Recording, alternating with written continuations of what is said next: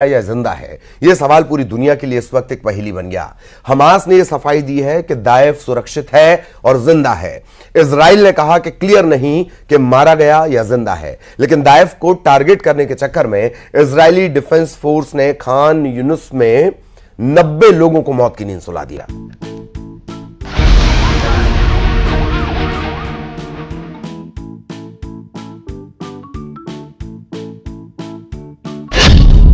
Netanyahu को मिली सबसे बड़ी कामयाबी, इजराइल का सबसे बड़ा ऑपरेशन। गाजा में मारा गया हमास का मिलिट्री चीफ। 7 अक्टूबर का मास्टरमाइंड थे। मोहम्मद दाइफ की मौत का सच क्या है? दक्षिणी गाजा स्थित खान यूनिस के नजदीक बसा अल मवासी का शरणार्थी शिविर।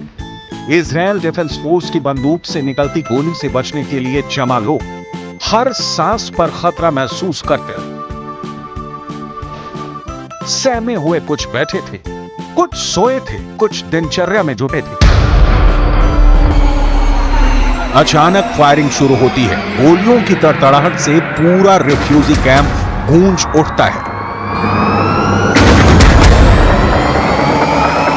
1, 2, 3 या 10, 20 और 50 भी नहीं, कुल 90 लोगों की लाशें बिछ जाती हैं। वीडियो फुटेज में देखा जा सकता है कि हमले की जगह पर हर तरफ मलबा बिखरा हुआ था और हताहतों को स्ट्रेचर पर लादा जा रहा था। जान की सलामती के लिए लोग इधर उधर भागने लगते हैं। दंदनाती गोलियां उनका पीछा करती हैं। जो बच जाते हैं ऊपर वाले का शुक्र मनाते हैं। जो मौत के आगोश में सो जाते हैं उनके लिए बचे हुए लोग दुआ मांगते हैं। हमास दावा करता है कि इजरायली सेना के हमले में गाजा में 90 लोगों की मौत हो गई। इस हमले में 300 लोग घायल भी हुए हैं।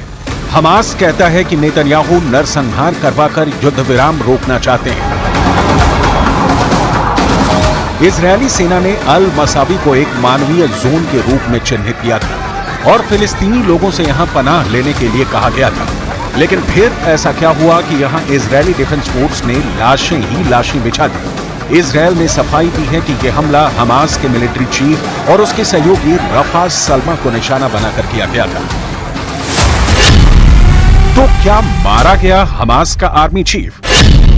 इजरायल के पीएम बेंजामिन नेतन्याहू ने मोहम्मद दाइफ की मौत की खबर पर क्या कहा? अगर मारा गया मोहम्मद दाइफ तो मौत की पुष्टि अब तक क्यों नहीं हो सकी है? मोहम्मद दाइफ की मौत का सच क्या है? इन सारे सवालों के जवाब हवा में तैर रहे हैं, क्योंकि हमास तो इसकी पुष्टि करने से रहा और जो इजरायल कह रहा है उससे भी मोहम्मद दाइफ के मारे जाने की हकीकत सामने नहीं आ रही है। इजरायल के प्रधानमंत्री बेंजामिन नेतन्याहू ने प्रेस कॉन्फ्रेंस में कहा सेना के जनरलों से मशवरे के बाद इस ऑपरेशन को हरी झंडी दी थी। वो जनरलों से जानना चाहते थे कि हमले की जगह के नजदीक कोई बंधक तो नहीं है, या फिर इस हमले से इजरायल को कितना नुकसान हो सकता है। वो ये भी जानना चाहते थे कि हमले में किस तरह के हथियार इस्तेमाल किए जाएंगे। हम किसी भी तरह से हमास की पूरी लीडरशिप को पकड़ लेंगे। दूसरी तरफ हमास का कहना है कि नेतन्याहू ये दावा कर रहे हैं कि संगठन के सभी टॉप नेता इजरायली हमले का निशाना थे, लेकिन ये दावा गलत है। लेकिन ना तो नेतन्याहू की ओर से क्लियर हो पा रहा है कि मोहम्मद दाइफ मारा गया या जिंदा है, ना ही हमास की ओर से। इजरायली सेना के रेडियो ने बताया कि दाइफ खान यूनिस के पश्चिम में स्थित अल मवासी की एक इमारत में छिपा हुआ था। लेकिन सवाल फिर वही कि हमास आर्मी चीफ मोहम्मद दाइफ की मौत का सच क्या है?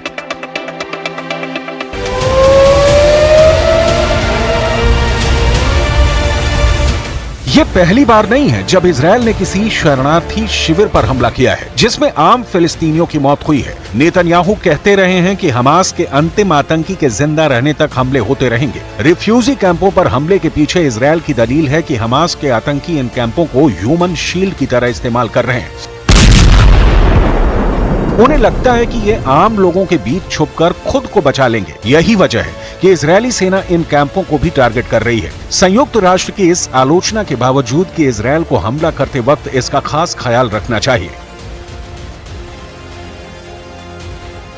कि किसी सिविलियन की मौत ना हो, लेकिन इजरायली सेना के पास उसकी फुर्सत नहीं है। उसका टारगेट क्लियर है और इस रास्ते में आम आए या आतंकी, सेना की गोली इनमें फर्क नहीं करती, लिहाजा लाशें बिछ रही हैं। लेकिन क्या खान यूनुस के हमले में बिछी लाशों में मोहम्मद दाएफ की भी बॉडी शामिल है? क्योंकि अगर ऐसा है तो ये 8 महीने की जंग में मिली इजरायल की अब तक की सबसे बड़ी सफलता होगी। मोहम्मद दाएफ इजरायल के लिए मौत का दूसरा नाम है। मोहम्मद दाएफ 7 अक्टूबर 2023 को इजरायल में हुए आतंकी हमले के बाद से ही इजरायली डिफेंस फोर्स की टॉप लिस्ट में है। इजरायल के मुताबिक दाएफ ने ही 7 अक्टूबर के हमले की योजना बनाई थी। मोहम्मद दाएफ का कोई भी वीडियो इंटरनेट पर नहीं है। दाएफ की केवल 3 तस्वीरें हैं, एक उसके 20 के दशक की, दूसरी उसकी नकाबपोश और तीसरी उसकी छाया की, जिसका इस्तेमाल वो ऑडियो टेप प्रसारित करने पर करता है। पिछले साल दिसंबर में इजरायल के चैनल 17 ने दाएफ की एक नई तस्वीर प्रकाशित की थी। इसमें उसकी एक आंख गायब दिख रही है। इसके अलावा एक हाथ और पैर में भी गंभीर चोट है। फिलिस्तीन में उसे हीरो का दर्जा हासिल है। गाजा में उसे मेहमान के नाम से भी जाना जाता है, क्योंकि वो कभी ज्यादा दिन किसी जगह पर ठहरता नहीं है और ठिकाना बदलता रहता है। वह स्मार्टफोन और आधुनिक डिजिटल तकनीक का उपयोग नहीं करता है। उसे शैडो मैन भी कहा जाता है। हमास की मिलिट्री विंग का प्रमुख मोहम्मद दाएफ इजरायल के मोस्ट वांटेड दुश्मनों की लिस्ट में टॉप पर है। दाएफ का असली नाम मोहम्मद दियाब अल मसरी है। उसका जन्म साल 1965 में खान यूनुस के एक शरणार्थी शिविर में हुआ था। दाएफ पहली बार 1980 के दशक में हमास के साथ जुड़ा था। गाजा के इस्लामिक यूनिवर्सिटी से जीव विज्ञान की पढ़ाई के दौरान वो मुस्लिम ब्रदरहुड के करीब आया। हमास को मिस्र के मुस्लिम ब्रदरहुड की विचारधारा से जुड़ा माना जाता है। हमास की सैन्य गतिविधियों में शामिल होने के चलते 1989 में इजरायल ने गिरफ्तार कर लिया था और वो 16 महीने जेल में रहा। इजरायल की खुफिया एजेंसी मोसाद तब से ही मोहम्मद दाएफ के पीछे लगी है। मोसाद 7 बार मोहम्मद दाएफ की हत्या की कोशिश कर चुकी है। आखिरी बार 2021 में उसकी हत्या की कोशिश की गई थी, लेकिन हर बार नाकामी ही हाथ लगती है। मोहम्मद दाएफ को लेकर कई तरह की बातें की जा रही हैं। जैसे रॉयटर्स की रिपोर्ट के मुताबिक मोहम्मद दाएफ को सुरंगों का नेटवर्क और बम बनाने में विशेषज्ञता हासिल है। हमास ने अपने कद को बढ़ाते हुए उसने आत्मघाती विस्फोटक दस्ते तैयार किए हैं। दाएफ को वर्ष 2002 में हमास की सैन्य शाखा अल कासम ब्रिगेड का प्रमुख बनाया गया। सूत्रों के मुताबिक 7 अक्टूबर को हुए इजरायल पर विनाशक हमले का फैसला केवल 2 लोगों ने किया था। ये थे हमास के अल कासम ब्रिगेड की कमान संभालने वाला मोहम्मद दाएफ और गाजा में हमास का नेता याया सिनवार। ऑपरेशन इतना गुप्त था कि केवल मुट्ठी भर हमास के नेताओं को ही इसकी जानकारी दी गई थी। यहाँ तक कि हमास के लिए हथियार, प्रशिक्षण और हथियार मुहैया कराने वाले इजरायल के कट्टर दुश्मन ईरान को भी केवल सामान्य जानकारी ही दी गई थी कि समूह एक बड़ी योजना बना रहा है। इसके अलावा कोई अन्य जानकारी साझा नहीं की गई थी। इजरायली सेना मोहम्मद दाएफ की बेसब्री से तलाश कर रही है, लेकिन इजरायल के प्रधानमंत्री बेंजामिन नेतन्याहू ने कहा कि यह पक्का नहीं है कि मोहम्मद दाएफ मारा गया है या नहीं।